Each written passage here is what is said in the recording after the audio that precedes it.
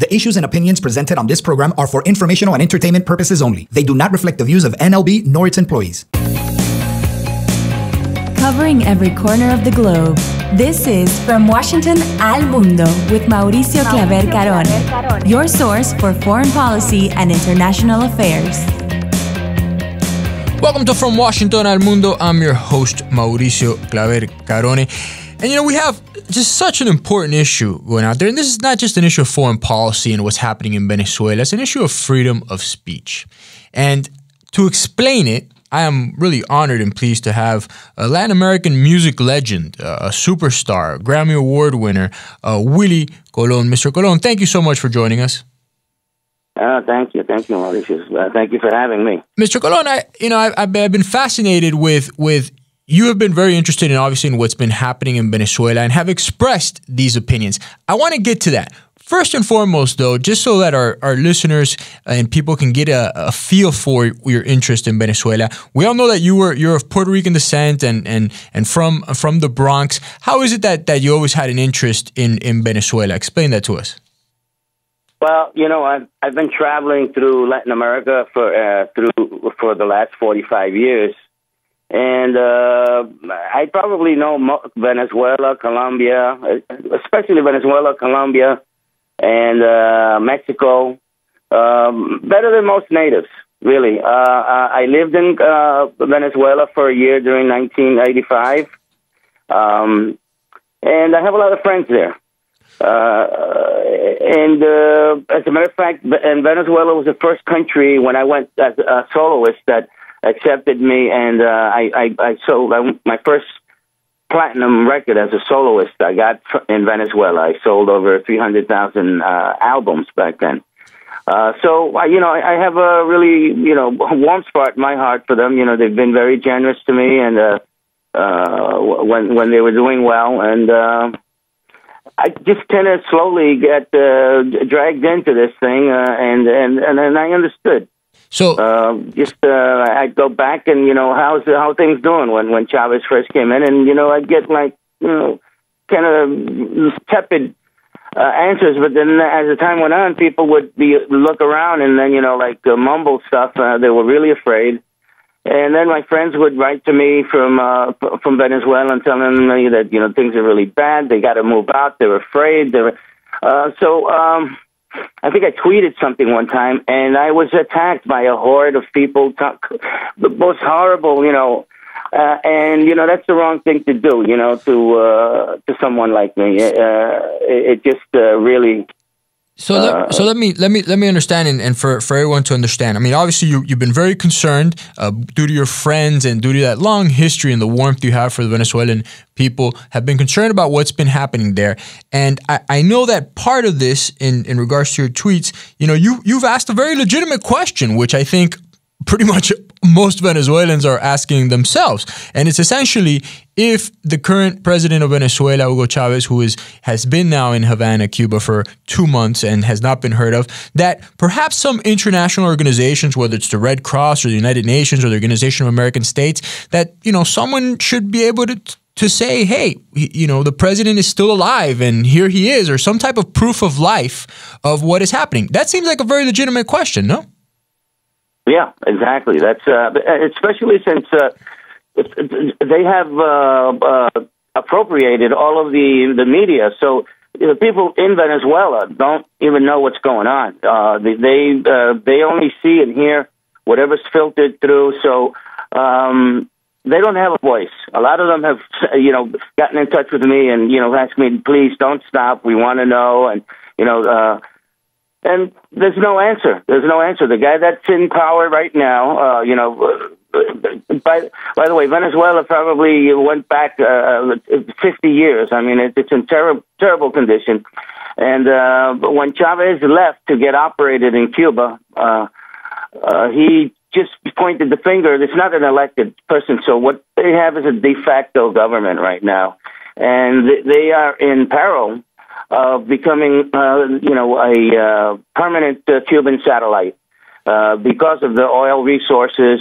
I think that the international, I don't understand why there's not a more involvement from the international community. So you tweeted out essentially your concerns, and in return, all of a sudden it's created. You've been getting essentially your social media sites from Facebook and others are being you've been cut off from what I understand, and you're getting kind of all this propaganda attacks from Venezuela. Tell us what's been happening since you've expressed these very legitimate concerns. Well, first of all, they have a thing called guerrilla comunicacional, the communications guerrillas. Yeah. And, let's say if it's a tweet, I'll get tens of thousands of tweets from, just with insults, but it makes it almost impossible for me to post anything. They just overload my account. And then for Facebook, I have a couple of fan pages, and what they have found now, a formula to get me off is because it's an automatic system. They claim that I said something homophobic or something against the Facebook rules. And since the robot's probably doesn't read Spanish and doesn't understand so it just keeps after I guess there's a criteria, a level where they suspend your account and you can't post. So twice already they shut my account down, so I can't post anything for 3 days. I'm sure now that they have this formula down, I'm trying to reach Facebook. They're going to shut. Eventually, they're going to close my account. Wow. So essentially, the Venezuelan and with the help of the Cuban government and together, they've essentially have mastered a way and have gamed our social media system to be able to clog up your Twitters and then to essentially be able to complain and make up lies to Facebook. And as a result, you've gotten shut down these huge social media pages which have hundreds of thousands of followers, I understand. Yeah, that's true. I've got one that's 475,000 and a couple of 5,000 and a 50,000. And I've got over 2 million, almost 2.5 million Twitter followers. And have you been getting any threats to yourself and to your well-being? Yeah, I do. I get threats all the time. You should die. You should dead. You better. We better not catch you. They've even cursed my grandmother. I mean, it's outrageous.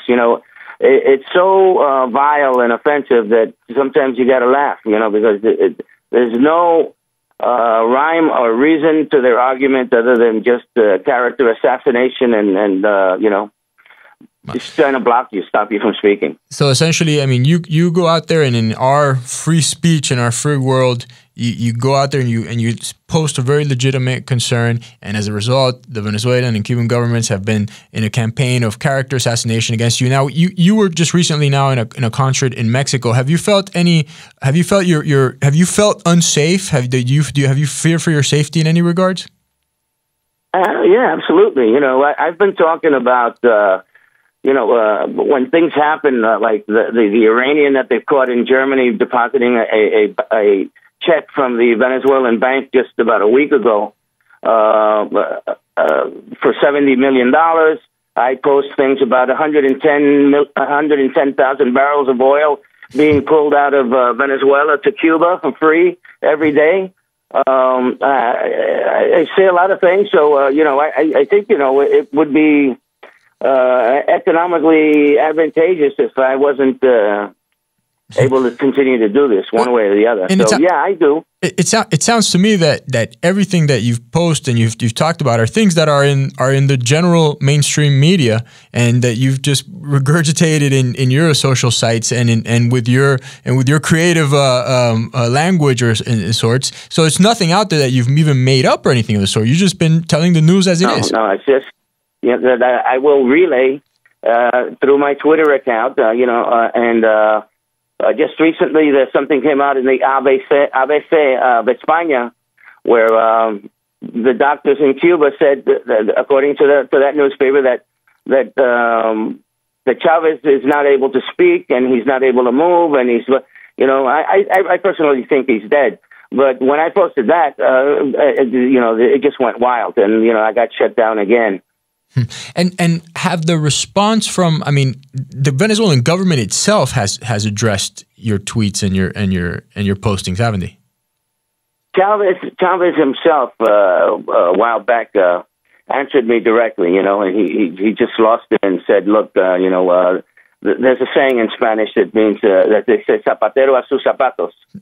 It says, I don't know how you trade, essentially the shoeman to his shoes, to stick to their craft, essentially.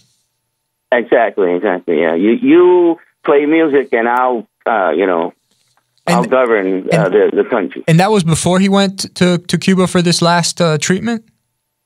Yeah. Mm-hmm. And so I haven't heard anything from him. Nobody's heard anything. We're just afraid that it's just right now with the de facto government that's there, which is not an elected government. Was just going to really dig in and stabilize, and it's going to be irreversible unless we keep, we try to get the international community involved in this thing. Yeah. And so have you gotten any response from Facebook or these sites that have essentially cut you off for relaying news events? No, I haven't. Right now, somebody is trying to connect me with. I'm writing an email to someone that they gave me a name that may be able to help me, but no, I haven't been able to get any real response. And somebody's said they're gonna right this moment. I've got it. I'm going to send an email to someone over there and see if anything happens. I have one more. I have a day and I don't know, maybe a day and 4 hours. I still have to wait that I cannot use my Facebook accounts. So it's one of these temporary freezes. But I think this is such an important issue because this is case in point of how, you're an artist, but more importantly, per se, you are a free citizen of the world. And it makes no sense, and particularly for American companies, to shut down the opinions that and people can see it, and you put them out, so they're there for the public record. There's nothing there that is illegal or astounding. It's essentially things that have been happening that the news media has been reporting themselves, and concerns, legitimate concerns. That should not be happening here in the United States of America. You should not have your speech held up by essentially these agents of the Venezuelan and Cuban governments. Mr. Colon, thank you so much, and I wish I could talk to you about all your music, which I'm such a big fan, but we're there with you on this free speech issue. That was Willie Colon. Thank you so much. This is from Washington Mundo. We'll be right back.